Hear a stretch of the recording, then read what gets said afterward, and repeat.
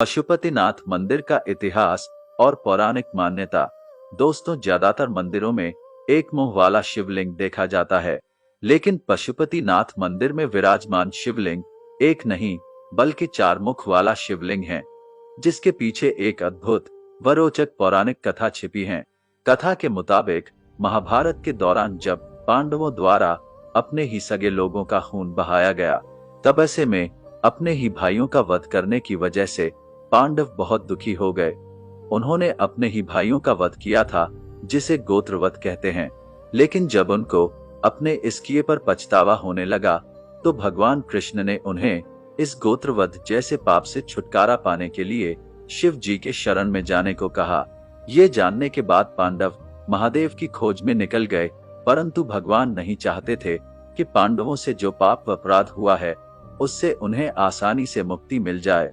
ऐसे में जब पांडव उनके पास पहुंचने ही वाले थे कि तभी अपने पास आते देख उन्होंने एक बैल का भेष धारण कर लिया और पांडवों से नजर बचाकर वहां से भागने की कोशिश करने लगे। तब उस दौरान तुरंत पांडव सारी बात समझ गए और वे भी शिव जी को पकड़ने के लिए उनके पीछे पीछे भागने लगे। इस भागादौड़ी की वजह से शिव जी धरती में समा गए और फिर कुछ देर तक कहीं नहीं नजर आए। जब कुछ समय बाद वो बाहर निकले तो उनका शरीर चार भागों में बट गया। कहते हैं कि इसी वजह से इस जगह पर भगवान के उस रूप अर्थात उनके चार मुख वाले शिवलिंग को स्थापित किया गया। दोस्तों, विश्व में दो पशुपतिनाथ मंदिर प्रसिद्ध है, एक नेपाल के काठमांडू का और दूसरा भारत के मंदसौर का। दोनों ही मंदिरों की मूर्तियां लगभग समान आकृति की है। नेपाल में बागमती नदी के किनारे काठमांडू में स्थित मंदिर को यूनेस्को के विश्व धरोहर में शामिल किया गया है। ये देखने में बड़ा ही भव्य व सुंदर मंदिरों में से एक है, इसलिए यहाँ दर्शन के लिए देश विदेश से भी बहुत लोग आते हैं। कहा जाता है कि यह शिवलिंग वेद लिखे जाने से पहले ही स्थापित किया जा चुका था। इस मंदिर की स्थापना के बारे में कोई पुख्ता सबूत तो नहीं मिलता है, परंतु कुछ जगह ये उल्लेख जरूर मिलता है कि काठमांडू के पशुपतिनाथ मंदिर का निर्माण सोमदेव राजवंश के पशुप्रेक्ष ने 3री सदी ईसा पूर्व में कराया था। बाद में इस मंदिर को अच्छी तरह से 11वीं सदी में बनवाया गया, लेकिन धीरे धीरे सही देख रेख न होने के कारण इस मंदिर में दीमक लग गए, जिसकी वजह से इस मंदिर को बहुत नुकसान झेलना पड़ा। फिर भी इसकी प्रसिद्धि उस समय भी कम नहीं थी, इसलिए इस मंदिर की एक बार फिर से 17वीं सदी में मरम्मत करवाई गई।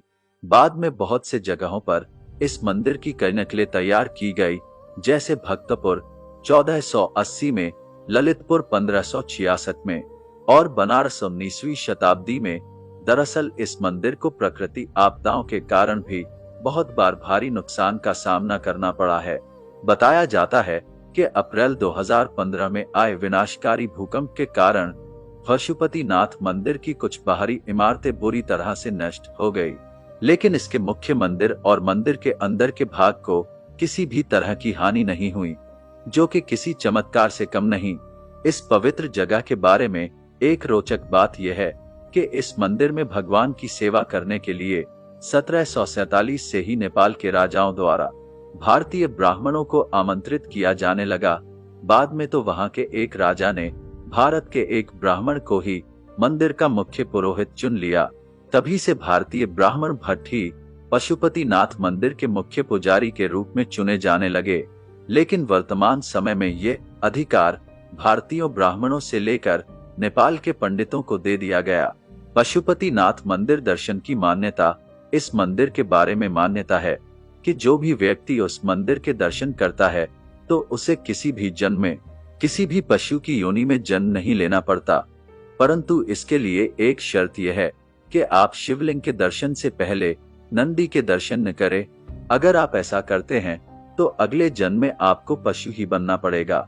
वहां के लोगों का मानना है कि इस मंदिर में जो व्यक्ति 1 घंटे या कुछ मिनट भगवान का ध्यान करता है तो वह बहुत सी समस्याओं से छुटकारा पा लेता है। इतना ही नहीं, आप वहां के लोगों से महादेव की महिमा से जुड़ी बहुत सी कहानियां भी सुन सकते हैं।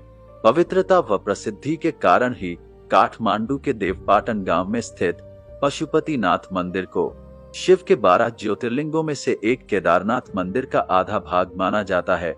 दोस्तों, नेपाल की पावन भूमि धर्म व ज्ञान से सराबोर है और पूरी तरह से आध्यात्मिकता से जुड़ी है। नेपाल का पशुपतिनाथ मंदिर ऐसा ही एक पवित्र जगह है